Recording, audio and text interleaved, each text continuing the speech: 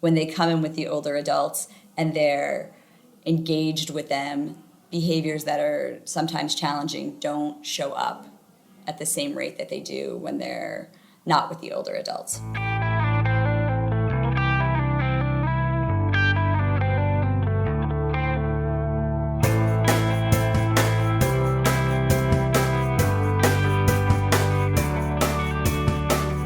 Welcome to Zestful Aging, where I talk with fascinating and inspiring guests who are living their lives with vibrance and purpose.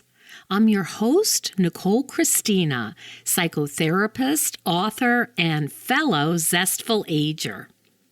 And if you like the podcast, you'll love my companion online course, Zestful Aging, Simple and Sustainable Habits for Health and Longevity. And it comes with a 30-page companion manual. It's a blueprint for aging well. Because what good is living longer if we're not also healthy and happy? Find out more at NicoleChristina.com. Well, I've got my little Jack Russell Terrier Sparky right beside me, and I've got a cup of coffee in my hand, so let's begin. Today I'm going to be speaking with Elizabeth Speidel, who's the program manager at Champion Intergenerational Center, which is a community university partnership between Ohio State, Columbus Early Learning Centers, and National Church Residence Centers for Senior Health in Columbus, Ohio. And at Champion, she supports the intergenerational program between the children at Columbus Early Learning Centers and the older adults at the National Church. And outside of work, she's the mother of a soon-to-be 8-year-old. She enjoys cooking food from a network of local farmers, and she volunteers with community groups and with a specific focus and value placed on healing circles and restorative practices. Welcome to the show, Elizabeth. Thank you so much. It's great to be here.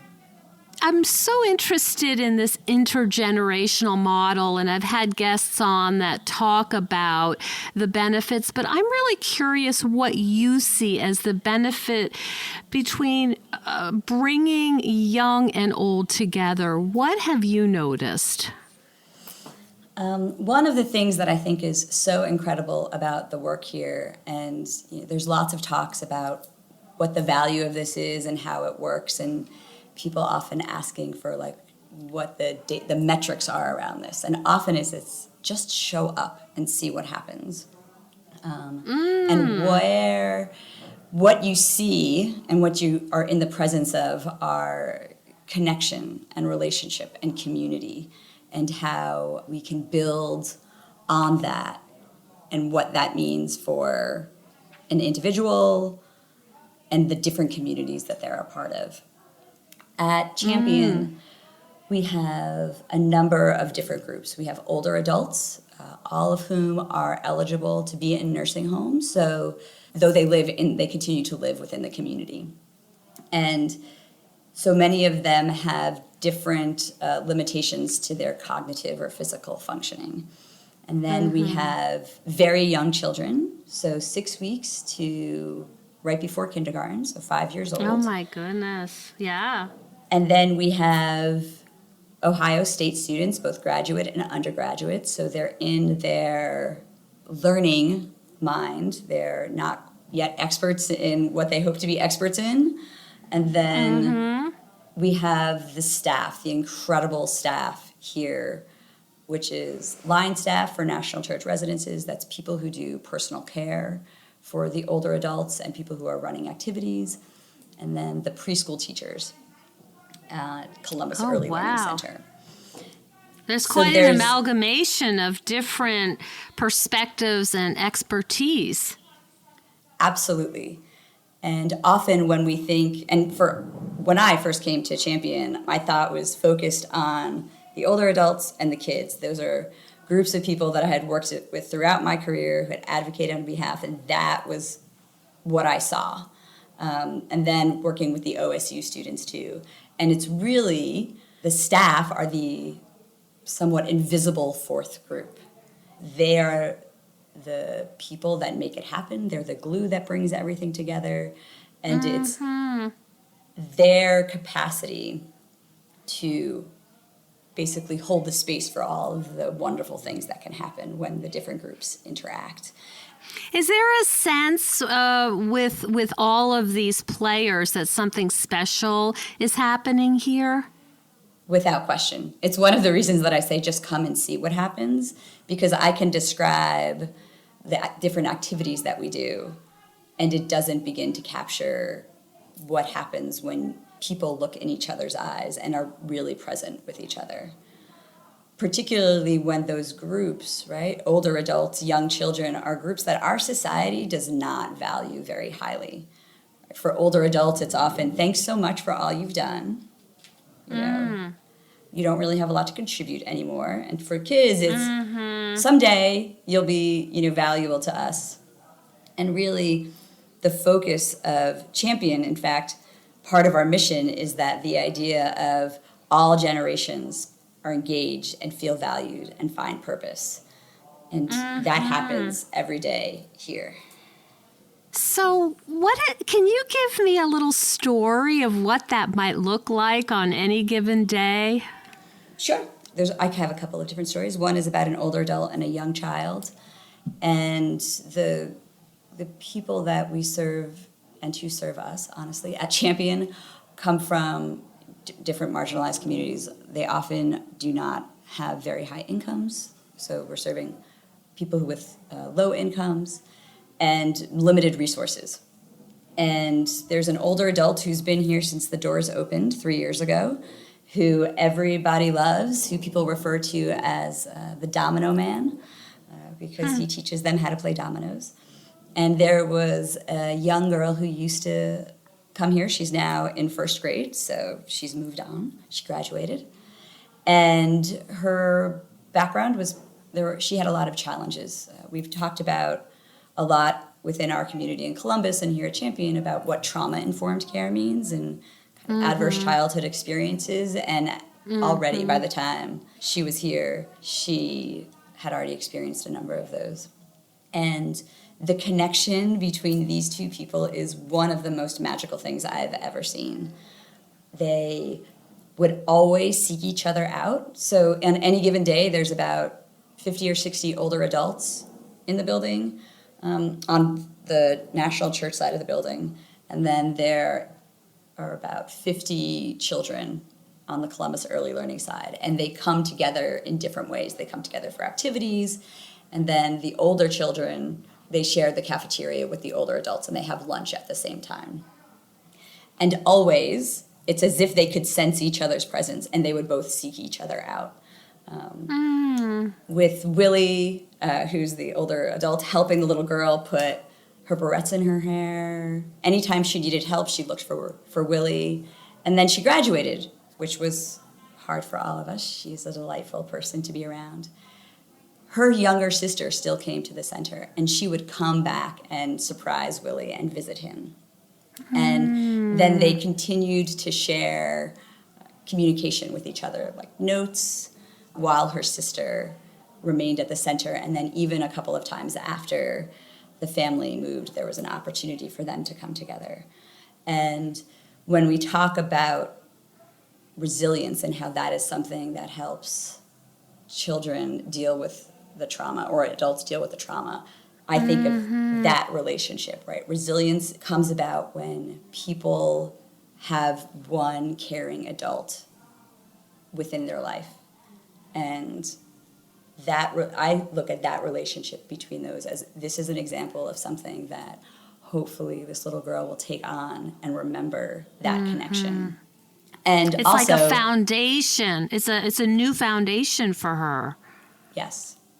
Right. It's a different place. It's that sense of I am loved, I am cared for, I'm worthy. This is what's possible for me. Yes. Yes. And it is true also for for Willie, for the older adult, that interaction, right? A sense of purpose, a sense of value of, I see the impact I have when I help this child. Mm-hmm. And it's not academic. I mean, we talk about, finding meaning and it's good for you and volunteering, all this stuff, but it sounds like this is happening. We know it's happening neurologically at some level, but you use the word magic, and it sounds like some of this is really beyond our ability to understand, but it is real. Without question. Without question. I so value the data and the metrics that we use so we can make the case for why this is important. And, I have some of that I can share. The thing that makes it special is that connection and that relationship, right? Mm-hmm. Ultimately is the love that exists between people. As my daughter says, not the kissy kind, right? It's like, not that. No, like the foundation of what really matters to us, right? Like what inspires our passion, what happens here. And I see that with the kids and the older adults, and I see it with the Ohio State students who are coming in, many of them in the final year of whatever their program is, and a little maybe tired from all of the work that they've been doing and focused on that acquiring of knowledge. And when they walk in the door, a champion, we're like, this is not going to be the same kind of placement you've had in other settings. This is where we get to dive deep into, as the word that you use, the foundation of all of the work that you're going to be doing, which is the relationships. How do we build that? How do we make connections with people that we don't know in short periods of time? How do I get comfortable with being uncomfortable? How do I learn how to have difficult conversations? How do I learn how to take care of myself so I can do all of that well? And I want to talk about that in a moment, but I'm wondering if you can talk a little bit about what you observe in terms of Willie. We're talking about resilience and how this has a profoundly positive effect both on Willie and the little girl. What do you notice in terms of their presence, what are they standing taller? Are they making more eye contact? I mean, I know you are a social worker as well as an attorney. Is that correct? I am actually not a social worker, but I take it as a compliment when people mistake me for that. Okay. But you look out for this. I mean, this is very much on your radar. So What do you notice about their presence? People are more engaged. You mentioned standing up taller, looking people in the eye. The children are little kids. They're baby. They're all essentially still babies on some level. And what comes with that is hard to maintain attention, right? And kind of very intense behaviors. They want to be really active. And when that doesn't happen when they're with the older adults, when they come in with the older adults and they're engaged with them, behaviors that are sometimes challenging don't show up at the same rate that they do when they're not with the older adults. Wow. That is fascinating. So are you getting some feedback from other places in their lives, like teachers, for example? Do you get rating scales about what the challenges might be academically, and then you compare it to how they show up in the program? So we do some qualitative collection of information around that piece. They're a bit less academic and more social, emotional, behavioral pieces. Okay.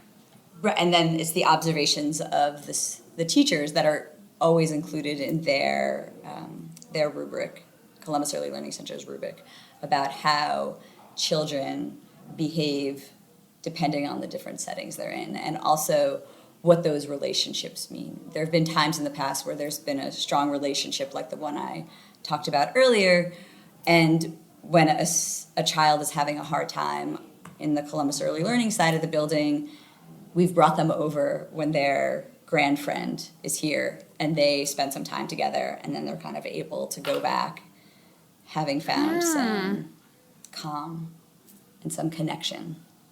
So it really modulates some of the behavior that we would say isn't, people in the business might say not pro-social, but they come over, they're with their grand friend, and something changes for them. It sounds like there's a soothing that happens. Yes. Absolutely. And it doesn't start out that way necessarily, right? One of the reasons that we've created the idea of a shared space for intergenerational services, or even creating these opportunities, is because they don't exist for us in our communities, right? It used to be that we lived intergenerationally. We lived close to grandparents and that doesn't happen as much anymore. So not surprisingly, some of these kids come in and they've never seen an older adult who maybe walks with a cane, or is in a wheelchair, or is very confused. And what we noticed the first year was that kids were nervous, and then it took time, and then they got to know people, right? And the great thing about kids is that they ask questions that we might be like, shh, don't do that, right? Like, what happened to that person's leg? Why does that person only have one leg? Or why does that person keep asking me the same question over and over again? And, right, what we've learned is just answer those questions. And oftentimes, if it's an older adult, right, who has the ability, they'll just answer it themselves. It's not as though it's not seen, it's in asking, and the kids are like, okay, great, and then they move on. And so the interesting thing is that we expected that to happen when the second group of kids came through, because about 20 or so kids graduate every year, and then new kids come in. So we were all ready for that to happen, and then it didn't happen.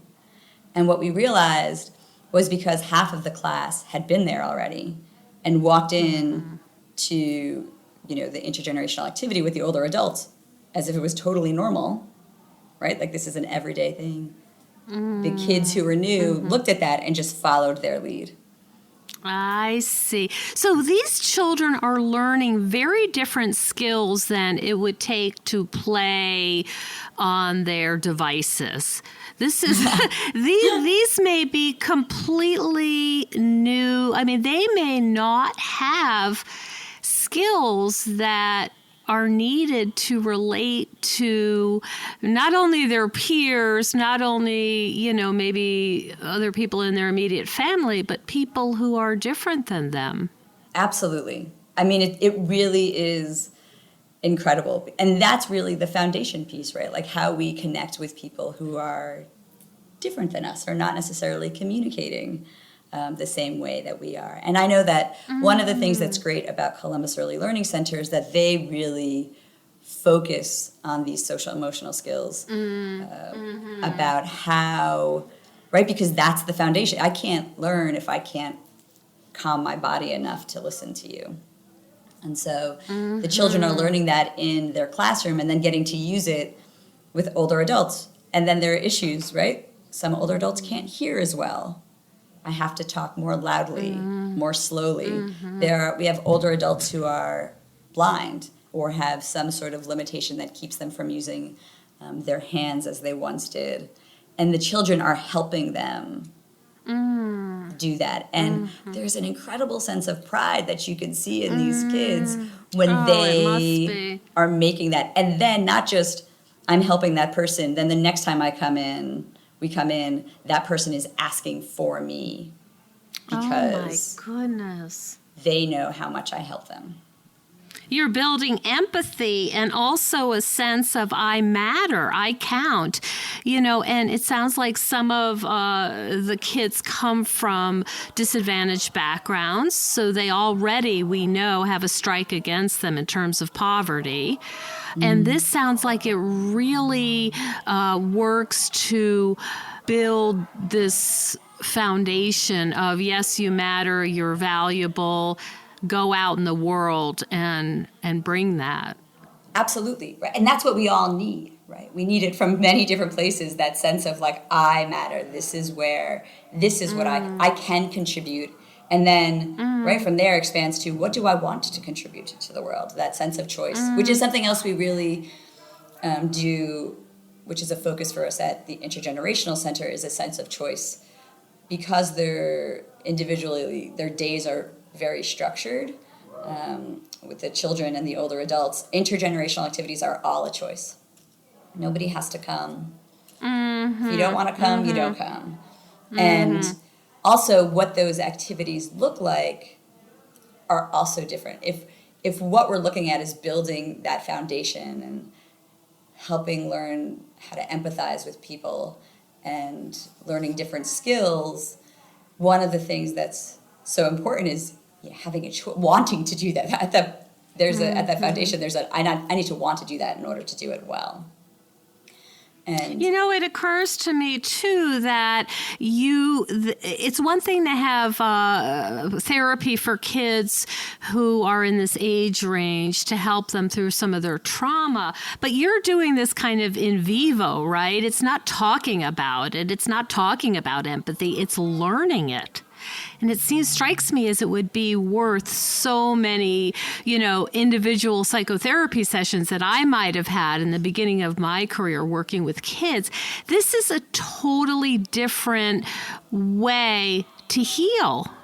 Absolutely. That is such a wonderful description of what happens here. And it's also that idea of to heal, we don't necessarily need somebody with a specialization in that. There is a sense that a sense of agency that comes with this work, that we can do things, but also the focus that not just by ourselves, but we can do things in community. That nothing that happens here is because one person did a really good job. It really takes the investment of everybody. Right, this is a community-university collaboration, which means there's not an executive director of Champion Intergenerational Center. It's 3 organizations coming and really working together and collaborating while they're also doing their own business. And the reason that it works is because of the people committed to that relationship. So putting egos aside. Oh, absolutely. And because we make mistakes, right? Like, this is the fundamental thing about being human, is we make mistakes. So it's not as though we've come up with any systems that mean mistakes don't happen, but because we have the relationship and we believe in each other and each other's commitment to the work, we work with those mistakes, right? Like, we work through those mistakes. And that's a piece that working with the OSU students that I also really try to focus on is like, listen, this making mistakes this thing's not going well. This is part of what it means to be human, and it's not whether or not you're going to make mistakes. It's really how you handle that.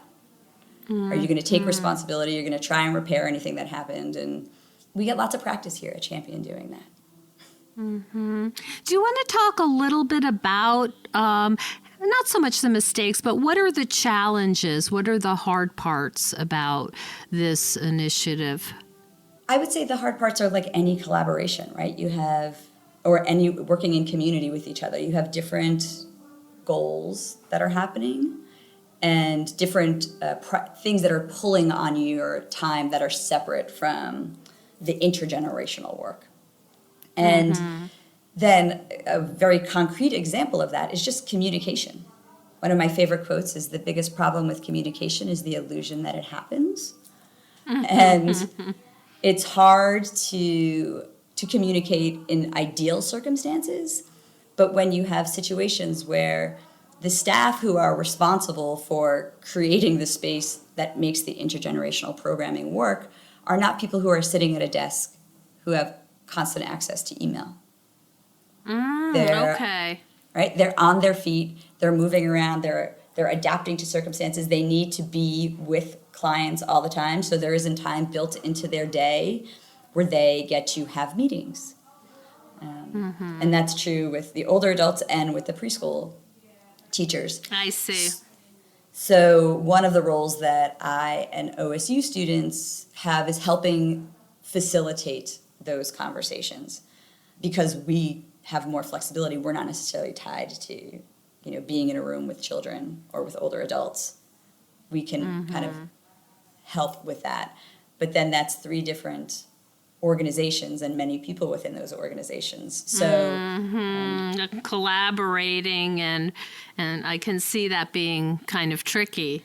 Yep. Yeah, and it's just a practical, right? It's a reality of the way these businesses operate, right? Like, I don't want my preschool teachers or my, activity directors or personal care assistants on computers. I want them engaged with the people that they're caring for.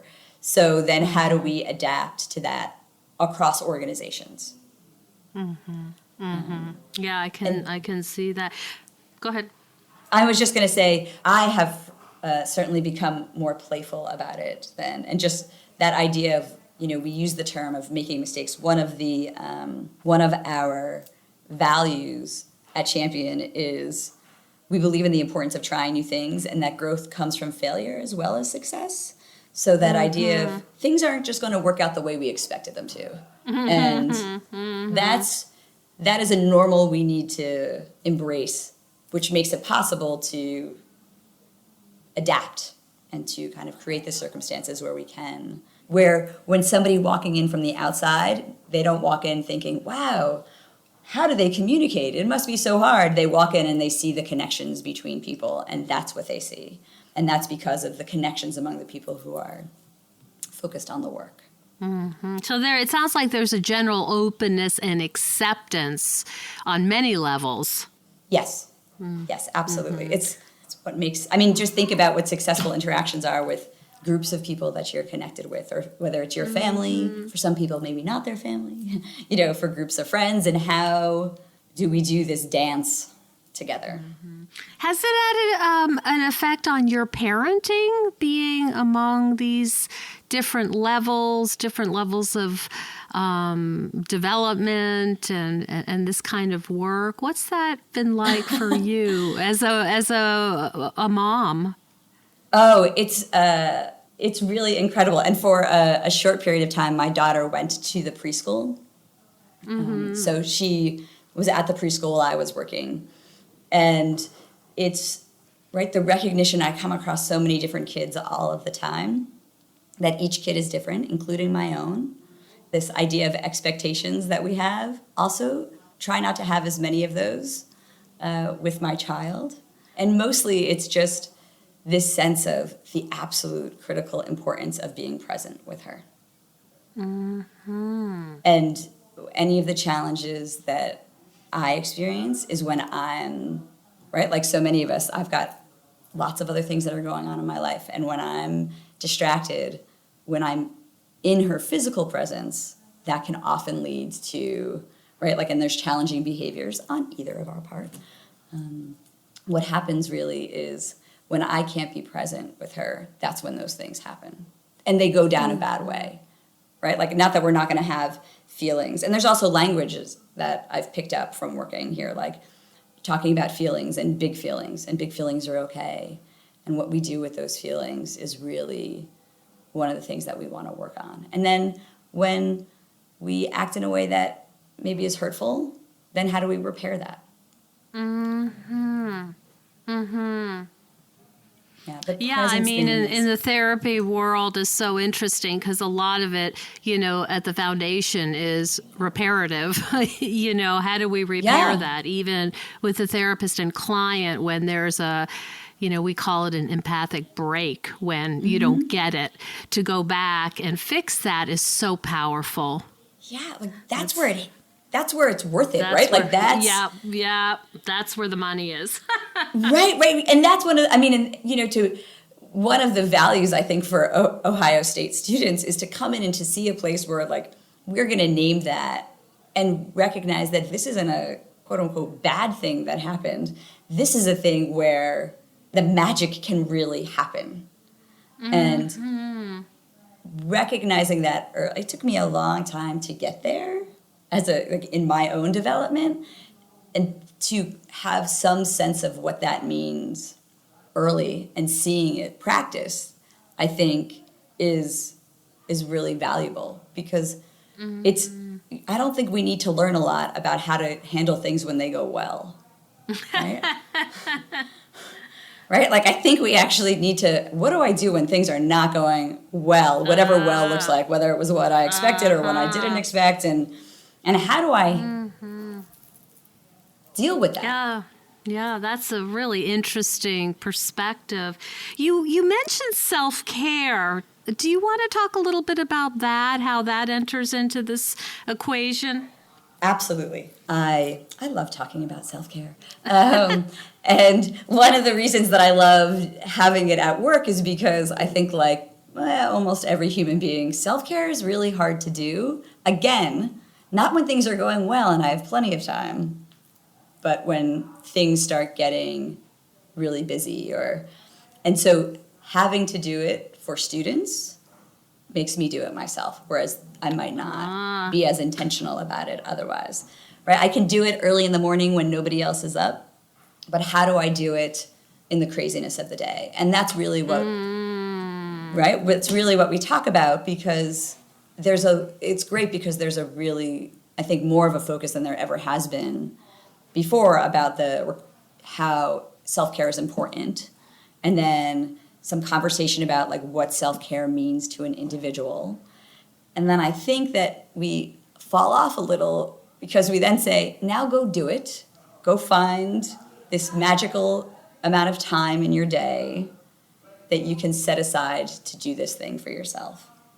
And while that's critically important, it's just not really practical for so many people. We don't have, I used to go regularly to yoga classes. And then I was like, I don't have the time to do that because I don't have the 2-hour block that it actually requires of me. So I've figured out other places in my time and in my day. But what I talk to students about is like, how can you practice self-care during work or during school?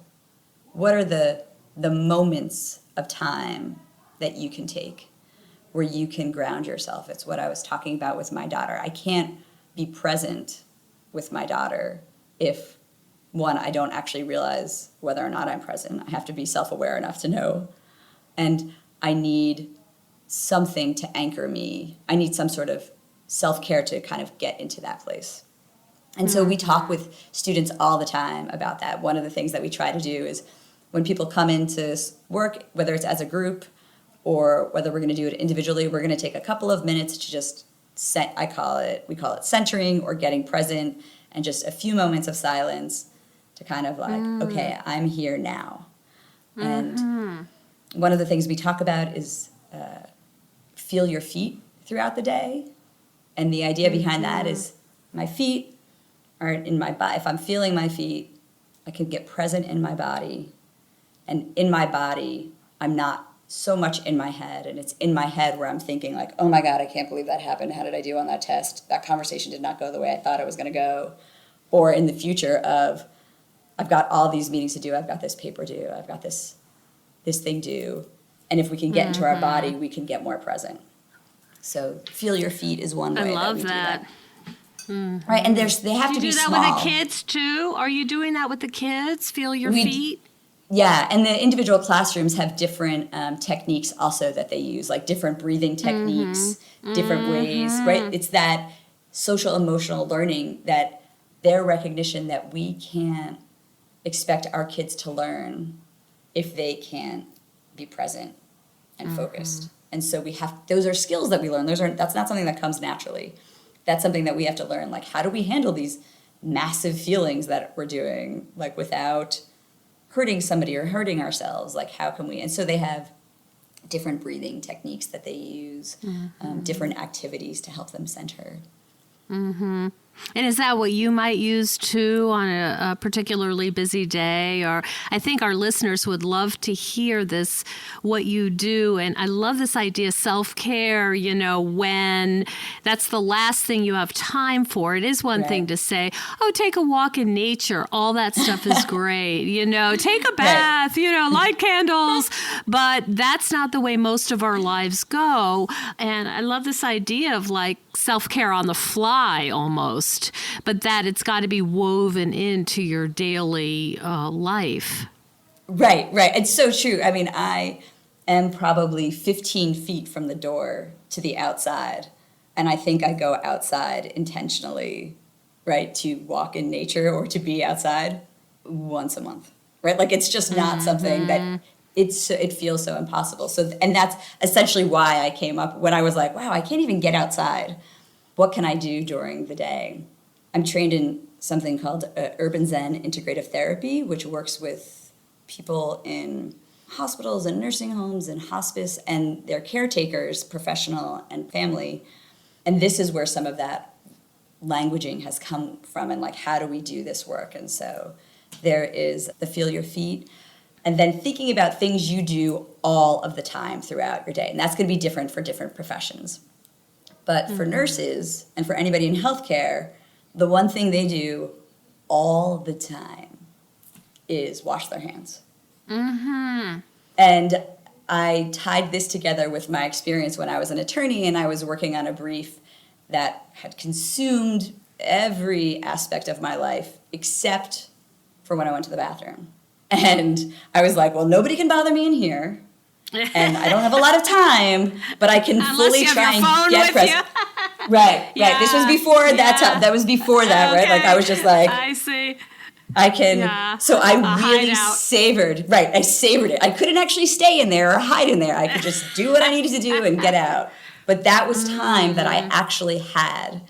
And so I've come up with this thing with particularly with nursing students, but with all of my students. And I'm like, when you go to wash your hands, like wash your hands, right? Like put your feet, feel your feet on the ground and just be fully present to washing your hands.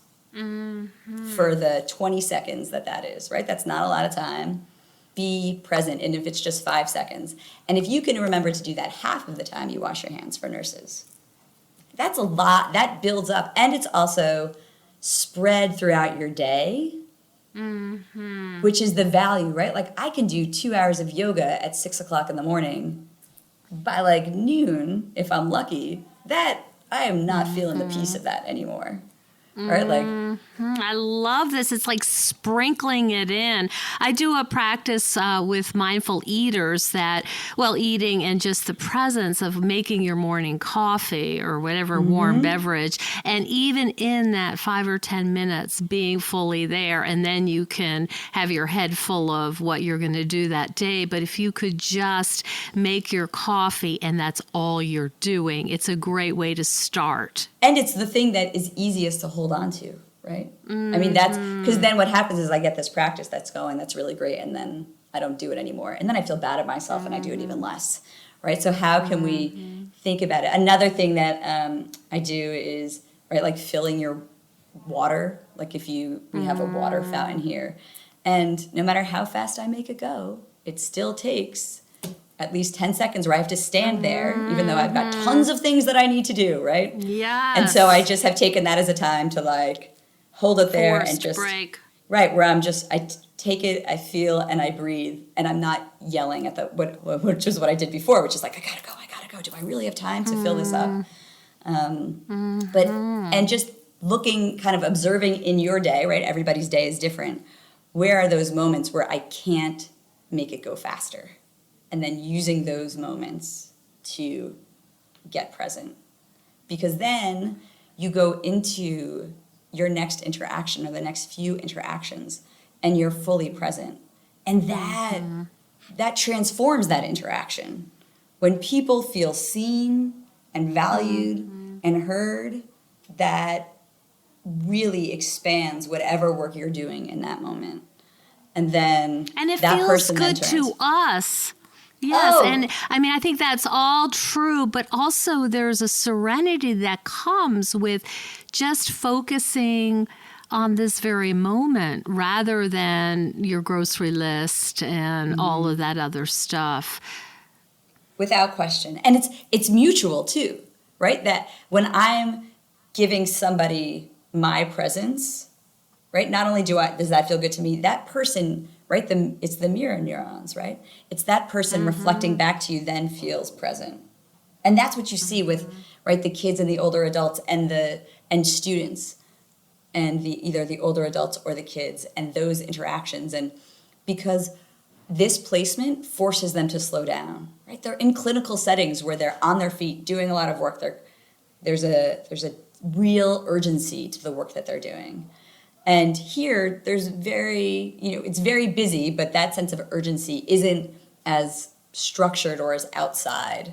The sense of urgency here is often stuff that we do with ourselves. And so I will say to a student, I'm like, no, you're gonna, like, I want you to sit there and just talk to people for, like, get to know this place, like, see what the energy is like, engage with people. And the time, what happens is, I had a nursing student who came in, and we have a program here that we use called Music and Memory, which is this incredible program. There's a documentary called Alive Inside, which if people have never seen is just magical. And I've used that word a lot, I'm noticing. I use that word a lot when I talk about this place. And it's about getting people individualized playlists of music that they've always loved and how that impacts their connection, their ability to connect with people. What is it called? I didn't catch that. The documentary is Alive Inside. Alive Inside. Ah. Yes. Mm-hmm. Yes. And so there we have one older adult who's this lovely woman. She used to be a nun, and she loves Malia Jackson. Her mom was an opera singer. Her dad was a tap dancer. And one of our nursing students was talking to her after she had been listening to music. So just after she had been listening to music. And this older woman has fairly advanced dementia. And as they were talking, what happens often with people with dementia is that they kind of get present. They know what's happening. And that's what happened. And she's explaining to this nursing student who's interested in geriatrics about what it's like to have dementia. And she's like, sometimes I'm just right here and I know everything that's happening. And then I can feel, it's like a fog, I can feel it coming. And I know I'm going to go away again. And as she's talking to the student, it happens. And she describes what is happening, right? Like she says, I can feel soon I'm not going to be able to talk to you. And then she said, hi, my name is, it was as if the conversation hadn't just happened. And right? Like that's amazing. And that nursing student, because she had been able to be present and be in that moment and had the time to do that, was able to have that moment. She doesn't need to have that moment with every person, but that moment will inform all of the work that she does because she'll have gotten some insight because of that. I mean, that's the work when I see older adults who come in, the kids who come in, and staff, right? The staff who work here, these are not high-paying jobs. They're very taxing emotionally and physically. Mm-hmm. And the incredible, bravery and courage and love that exists in this place when you see people with the different struggles that they're going through and still coming in and pouring in to each other. Mm-hmm. It's an incredible thing to be witness to and to be a part of. Mm-hmm. I can hear it in your voice, how invested you are. And I'm wondering what you're hoping for in terms of this model. Is this something that you're noticing is starting to spread throughout the country and the world? What's your sense of that? I think that there's definitely an interest in this happening more and more. There's a report that the Eisner Foundation and Generations United did on shared sites, and I can pass that on to you if you're interested about the different ones that are happening around the country. And I am hopeful that that continues. There are some practical barriers, regulatory issues, different pieces, but I think that the work can happen. And it also, my hope is also a way to do this in a not quite so formal way, right? How do we create community? How do we create these opportunities within communities? So whether it's at a rec center and how do we kind of engage that? Because we're so siloed from each other. And how we kind of can bring pieces together. How can we bring this together? So the more people that see it and think, this is possible, and this is actually normal, right? This isn't an unusual thing. How can we do this in a way? And it does take a lot of work and a lot of commitment from people. But once people see it, once somebody has a passion to do it, it's very little that stands in the way of it happening. Mm-hmm. Do you have any last thoughts for our listeners in terms of the importance of intergenerationality and what's going on here that you'd like them to know? I think that along the lines of self-care on the fly, that what the work that we do here every day can actually happen in all of our lives every day. And it's that sense of being present with one another and recognizing our own and others' just inherent value and dignity and kind of operating from that place. The magic that happens here isn't necessarily because it's an intergenerational center. The magic that happens here is because it's people who are different in so many ways are coming together and finding value and uplifting each other. Yeah, that's the word that really sticks out, is this uplifting, is that sort of adding quality or adding richness to everyone's experience who participates here. Yeah, that's it exactly. It sounds incredible. It just sounds beautiful, and it's so evident as you talk about it, how much it means to you personally and how it's unique and special and magic. And I'm wondering where our listeners can learn more about it. So we have a Facebook page where we post some pictures. Okay. And I can also people can contact me. What's the best place to get you? My email is probably the best place, my very long Ohio State email. The osumc.edu. That's it. Okay, I will put that down. And what is the Facebook page? It's just Champion Intergenerational. Okay. Champion Intergenerational. And I will put that on. Generational. Elizabeth, thank you so much for giving us a little look into this beautiful program. Oh, Nicole, thank you so much. I really love talking about it, but particularly talking about it to people who are interested and get excited about those things as well. Okay. Yes. Thank you so much. A pleasure. Thank you. Thank you so much for joining us on Zestful Aging. If you like the podcast, please share with some of your friends. I love to hear from my listeners. Send me an email at NicoleChristina.com. And please consider becoming a patron of the show.